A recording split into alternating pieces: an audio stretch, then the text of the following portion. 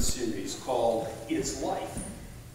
And if you were here last Sunday, you might remember we began the sermon series by looking at an issue that we struggle with time and time again as people, and specifically as Christians. And that issue was unanswered prayer. How do we deal with that? How do we handle that in life? Well, we talked about that last Sunday. Today, we look at another issue that many people struggle with, and that's the issue of mistakes. Now, some of us handle mistakes well, and others do not.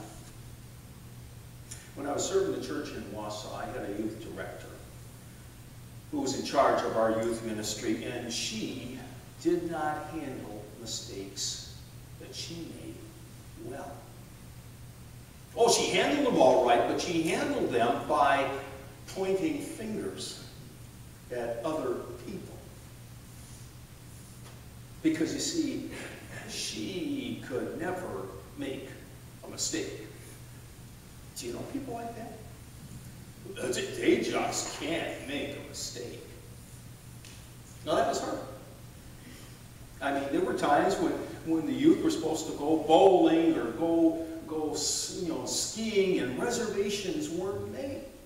But it wasn't her fault as the youth director. Someone else should have made those reservations. And there were times when the youth were to travel and not enough cars were arranged to be there to transport them. But again, that was something that someone else messed up on.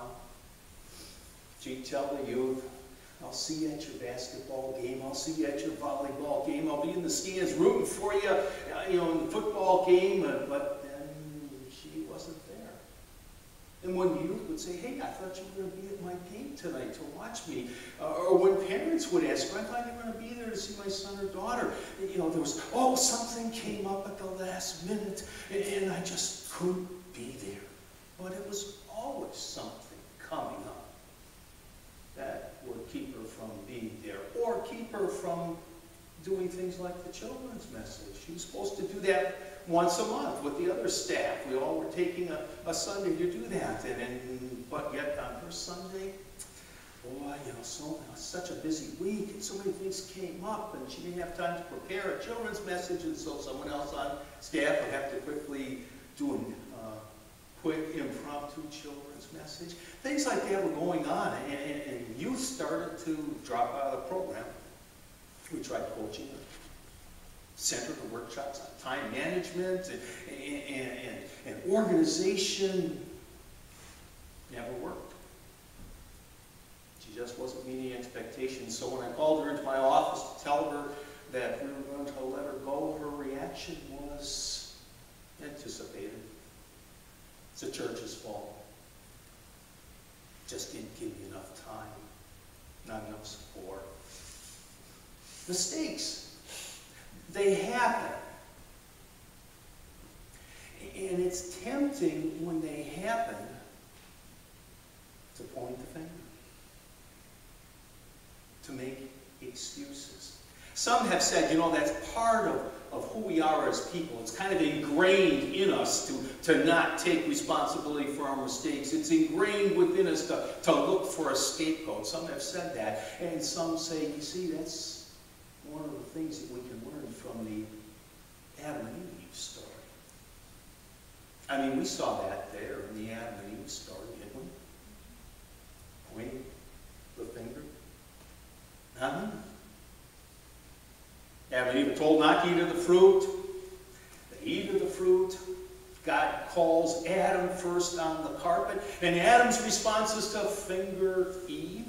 And when that doesn't work, did you notice who Adam indirectly fingers next?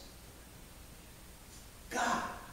You made her and gave her to me, insinuating if God hadn't created Eve, they wouldn't be in this mess. So Adam tries to, in a sense, finger God, putting responsibility on God.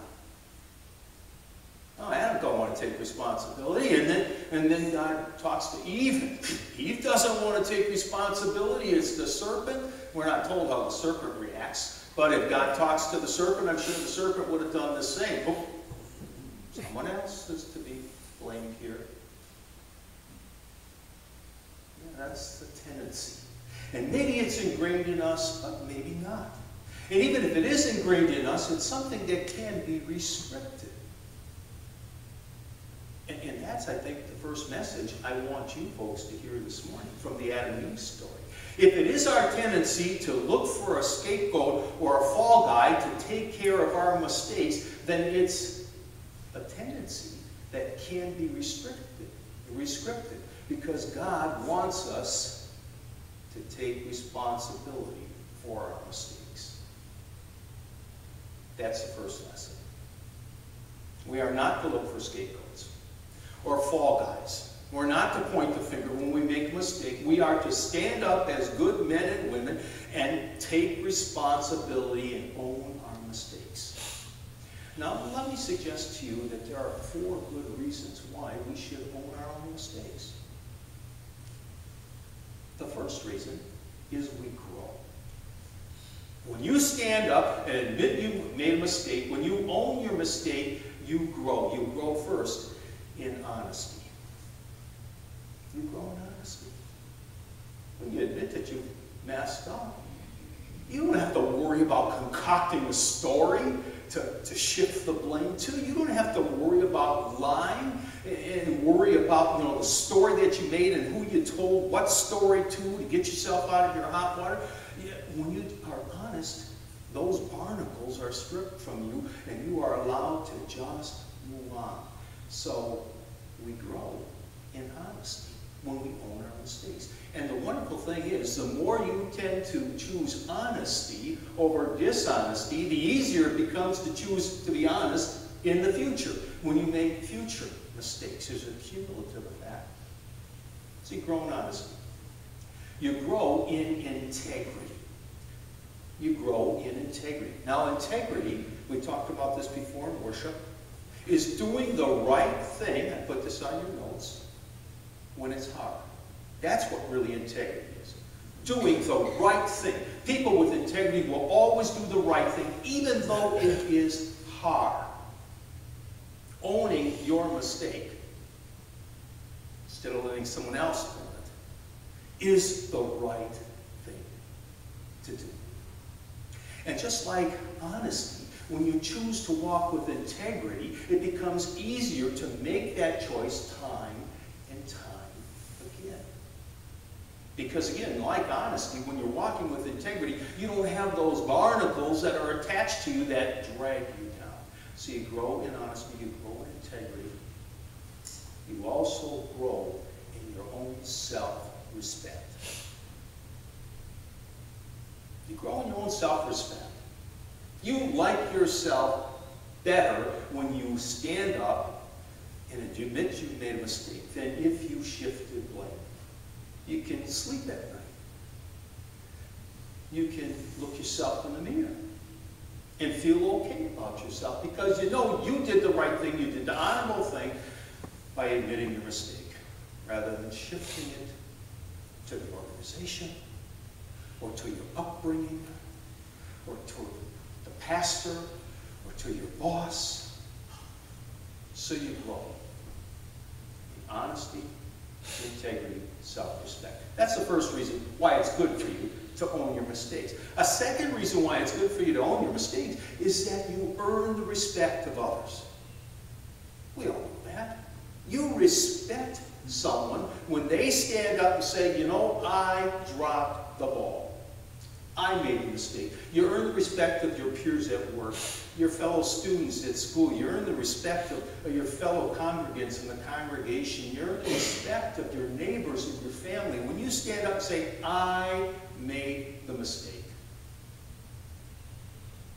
Last Sunday, the sermon was to have been video recorded. And Mike, he's right there by that recording today, was supposed to record the sermon. Camera was there. Mike's finger was ready to push the camera, but he didn't do it. So after worship, he came up to me and he said, you know, Mike, I'm sorry. I made a mistake. I just didn't record the sermon. know, it was kind of a bummer because a number of people said it was an excellent sermon last week and it would have been nice to have that recorded. But it did happen. Now, what I appreciate about Mike, what I respected about him, was he made no bones about it. He messed up. Now, Mike could have said, you know, Mike, I pressed the start button, but the doggone camera didn't work. It just didn't go on. I don't know why. Or Mike could have said, you know, I had a God moment. I was watching that video clip, Flawless, you know, and it just spoke to me, and I was so caught up in the spirit that was more important than taping. Or Mike could have said, you know, Mike, you could see that I wasn't taping. You should have nodded to me or done something. Or he could have blamed Jeannie, saying, well, Jeannie was back there. She should have noticed I wasn't taping. No, he could have shifted blame, but no, Mike didn't do anything. I made a mistake.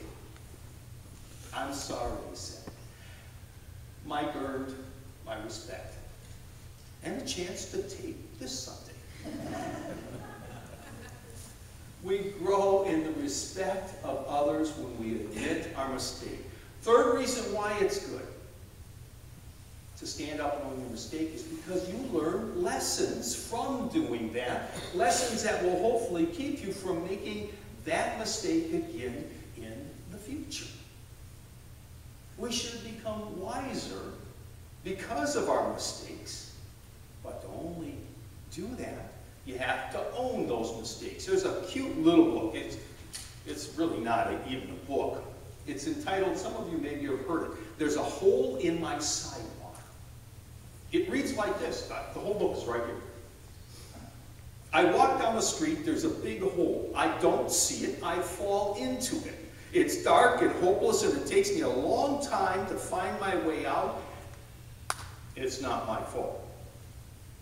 Chapter 2. I walk down the same street. There's a big hole. I can see it, but I still fall in. It's dark and hopeless, and it takes me a long time to get out. It is still not my fault. Chapter 3. I walk down a street. There's a big hole. I can see it, but I still fall in. It's become a habit. But I keep my eyes open, and I get out immediately. It's my fault. Chapter 4. I walk down the street. There's a big hole. I walk around it. Chapter 5. I walk down a different street. When you own your mistake, I fell in the hole. It's my fault. You learn lessons from that mistake that keep you from falling in that hole again. Or actually, that cause you to walk down a different street. There's wisdom that comes to us, but that only comes to us when we admit that we made that mistake and own it. Last reason why it's good to admit our mistakes is that when you admit your mistakes, it humbles you. It humbles you. And humbling is good for us because it holds our ego in check. Humbling is good for us because it kind of brings us back down and reminds us that we are finite, fallible people. Humbling is good for us because it also allows us an opportunity to focus in on God. But God can't come into our life if we're puffed up with pride. There's no room for God in our life if we don't think we ever make mistakes. So humbling is good for us. One day there was a man who was in search of seeing God. And he just never could see God as he looked out in life. And so he went around the pastors and theologians and asked him, how can I see God? And he didn't like any of their responses. And so one day a friend said, well, there's this woman who's got a lot of wisdom. Why don't you just go see her? She's not a clinician, but she's just got a lot of wisdom. So he went. And he asked this wise woman, how come I can't see God. And the woman said, after thinking a second, you don't see God because you probably aren't stooping low enough. You don't see God because you're probably not stooping low enough. Humility has a way of causing us to stoop a little bit. And as we are humble, as we're stooping a little low, that's when we have a chance to see God. And in those moments, God can strengthen us and help us to move on. We make mistakes. All of us here have made our share of mistakes. The Adam and Eve story suggests that there's a tendency within us from when we make a mistake to point the finger, to pass the buck, to look for a fall guy or a fall girl.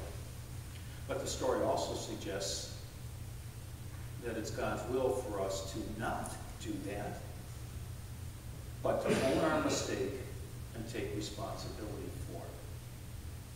When we do that, we grow. Honesty, integrity, self-respect. When we take responsibility for a mistake, we gain respect of others. When we take responsibility for a mistake, we learn life lessons. And finally, we become humble. And humility is good for us to taste of it once in a while. We make mistakes. When that happens, you have a decision to make. How are you going to deal with the mistake you've just made? Recognize that your decision will determine if you are distinguished or disrespected.